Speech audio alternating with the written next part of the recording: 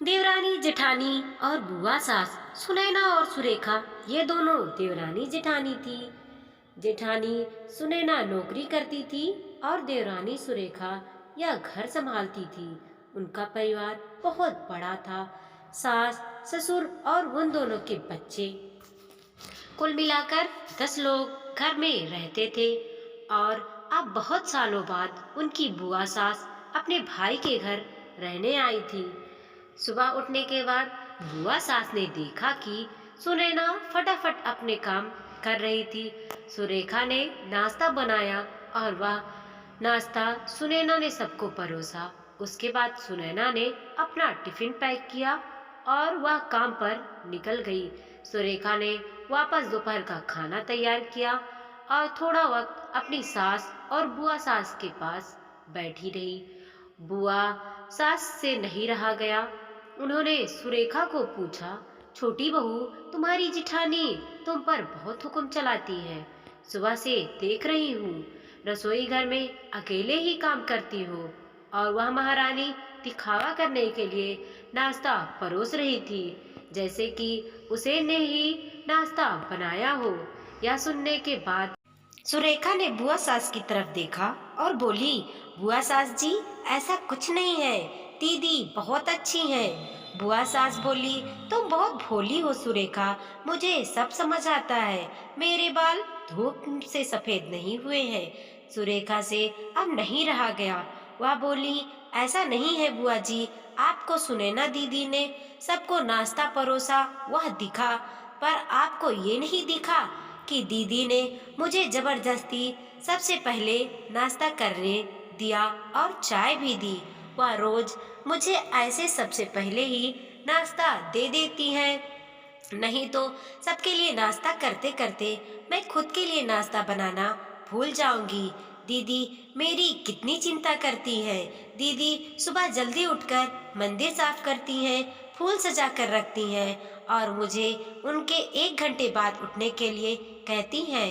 शाम को आते समय बाजार से सब्जी भी लेकर आती हैं, क्योंकि हमारे मिस्टर रात को देर से आते हैं और मम्मी जी को सुनैना दीदी ने बाजार जाने से मना किया है, क्योंकि अब उनकी उम्र 60 साल से ज्यादा हो गई है। बाजार में जाते समय उनको तकलीफ होगी, उनके पैर बहुत दुखेंगे। कभी उनको बाहर घूमने काम हुआ तो सुनैना दीदी छुट्टी लेकर उनको घुमाने ले जाती हैं। हाँ बुआ जी, दीदी रोज शाम को आने के बाद वह कितनी भी थकी हूँ तब भी मुझे खाना बनाने में मदद करती हैं। वह मेरी बड़ी जेठानी जरूर है, पर मुझे अपनी छोटी बहन ही समझती है और मैं उनको अपनी बड़ी बहन समझती हूँ। यह सब सुनकर बुआ सास एकदम चुप हो गई। उनकी चुगली सुरेखा के आगे टिक नहीं पाई। शाम को सुरेखा सब्जी की थैली सुरेखा के पास देते हुए बोली, सब्जी के साथ तुम्हारा मनपसंद लेखक की किताब भी उसमें है। यह सुनकर सुरेखा खुश हो गई। सुरेना को थैंक यू बोलकर सब्जी की थैली किचन में रखकर वह अपने रूम में चली गई। उतने में बुआ ने सुरेना को आवाज दी, बड़ी बहू जरा यहाँ आना। वह बोली, सुनैना, तू इतनी मेहनत करके पैसे कमाती है और ऐसे फालतू की किताब खरीद करके मुफ्त का खर्चा करती हो, वह भी अपनी छोटी देवरानी के लिए। वह ऐसे भी घर में बैठकर करती क्या है?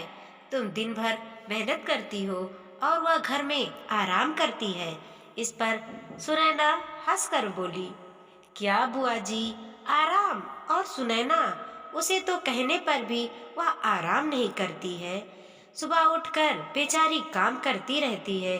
सबका मनपसंद खाना, मेरे और उनके मिलाकर 4 बच्चों का टिफिन सब वही तो करती है, और तब भी उसके चेहरे पर हमेशा आनंद दिखाई देता है। सुबह की चाय पीने के लिए उसके पास वक्त नहीं रहता। दोपहर को जब बच्चे घर आते हैं तो उनका खाना, होमवर्क सब वही देखती है। इसीलिए मुझे बच्चों की टेंशन नहीं होता है और इसीलिए मैं ऑफिस में मन लगाकर काम कर पाती हूँ। कुछ दिन पहले ही मुझे प्रमोशन मिला है। इसके अलावा मम्मी जी और पापा जी की दवाइयाँ कभी ख़त्म हो गई और कभी लाने की हो तो वही ध्यान में रखती है। घर में कोई मेहमान आए तो उनकी मेहमान नवाजी भी वही करती है। बुआ जी घर और बच्चे संभालने छोटी बात नहीं है। इतना सब सुनकर बुआ जी उनकी तो बोलती ही बंद हो गई। सुरेखा कभी कोई शिकायत नहीं करती है, वह सब काम कर लेती है। वह सिर्फ पढ़ना पसंद करती है। फिर भी मैं मेरी छोटी बहन के लिए इतना नहीं कर सकती। मैं नहीं करूँगी तो फिर कौन करेगा? इतना बोलकर सुनैना अपने रूम में चली गई। यह सब बोलना सुनैना की सास पीछे खड़े होकर सुन रही थी। वह बुआ के पास आई और बोली, जीजी ये दोनों देवरानी जेठानी जरूर हैं, लेकिन उनका रिश्ता दो सगी बहनों से ज्यादा पक्का है।